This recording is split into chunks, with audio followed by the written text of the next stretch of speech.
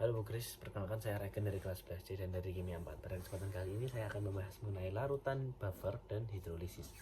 Jadi yang pertama, dan juga fungsinya dalam tubuh kita dan dalam bidang industri. Oke, jadi yang pertama kita akan membahas mengenai larutan buffer. Larutan buffer atau larutan penyangga adalah larutan yang memiliki pH tetap meskipun ditambah dengan air. Dan bahkan larutan buffer jika ditambah dengan sedikit asam maupun sedikit basa, pH-nya nggak akan langsung berubah secara signifikan. Jadi bisa dibilang larutan buffer adalah larutan yang bisa mempertahankan nilai suatu pH. Dan dalam tubuh manusia sendiri, saya menemukan dua fungsi utama larutan buffer, yaitu ada di intrasel dan ada di ekstrasel. Intrasel adalah cairan yang berada di dalam sel tubuh dan mencakup 55% dari total cairan yang ada di dalam tubuh kita. Dan saya menemukan dua senyawa juga. Yang pertama ada asam fosfat dan monohidrogen fosfat. Dan intrasel sendiri memiliki fungsi yaitu di bagian proses metabolisme tubuh kita dan juga berfungsi untuk mempertahankan pH cairan tubuh kita. Dan ekstrasel adalah cairan yang berada di luar sel, mencakup 45% dari total cairan yang ada di dalam tubuh kita. Dan saya juga menemukan dua senyawa, yang pertama ada asam karbonat dan yang kedua ada bikarbonat. Ini saya tampilkan di sini deh. Dan ekstrasel memiliki beberapa fungsi, yaitu mempertahankan suhu tubuh,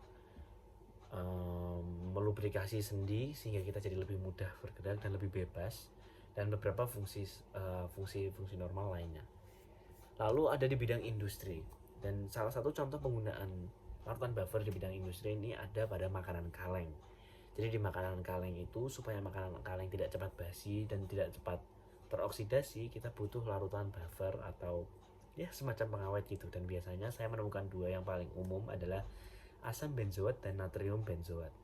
Dimana senyawa ini itu saya cari-cari berfungsinya dengan cara menghambat pertumbuhan bakteri dan pertumbuhan ragi, pertumbuhan jamur yang ada di dalam kaleng-kaleng makanan tersebut. Sehingga kita bisa makan dengan enak, dengan nyaman, dan tidak takut ada bakteri di dalam sana. Oke, yang kedua adalah mengenai hidrolisis garam, di mana hidrolisis garam itu adalah penguraian anion dan kation garam di dalam sebuah larutan. Dan saya menemukan contoh di sini yang dalam tubuh adalah pembentukan otot tubuh manusia, di mana protein akan mengalami proses hidrolisis. Dan hidrolisis protein sendiri adalah proses mendegradasi protein dengan asam basa atau enzim proteolitik untuk mendapatkan asam amino dan peptida. Nah, cara kerja hidrolisis protein sendiri, jika protein dihidrolisis akan membentuk monomer-monomer, di mana monomer pada protein adalah asam amino itu sendiri. Dan hidrolisis ini mengakibatkan ikatan peptida terputus, sehingga reaksi ini terjadi dengan adanya katalis asam atau dengan enzim. Nah, saat mengonsumsi protein yang masuk ke dalam tubuh akan dihidrolisis oleh enzim tubuh sehingga diperolehlah asam amino. Yang mana asam amino ini yang nantinya akan diserap oleh tubuh kita. Dan yang kedua ada salah satu contoh di industri adalah pemecahan protein menjadi komponen yang lebih kecil menggunakan enzim dan air, sehingga memungkinkan untuk mengekstraksi protein yang berkualitas yang sulit didapatkan dari sumber-sumber makanan lain seperti ikan, sayur, dan lain-lain lah kayak gitu. Dan dalam proses ini protein akan mengalami pemecahan secara bertahap menjadi suatu molekul peptida yang sederhana dan asam amino.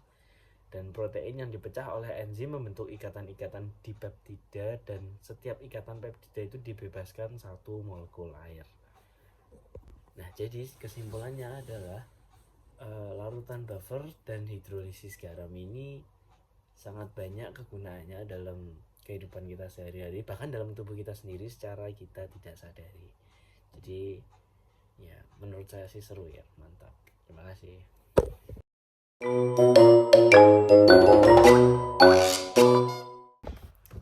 Oke, halo. Saya bentar, kayak bikin tugas.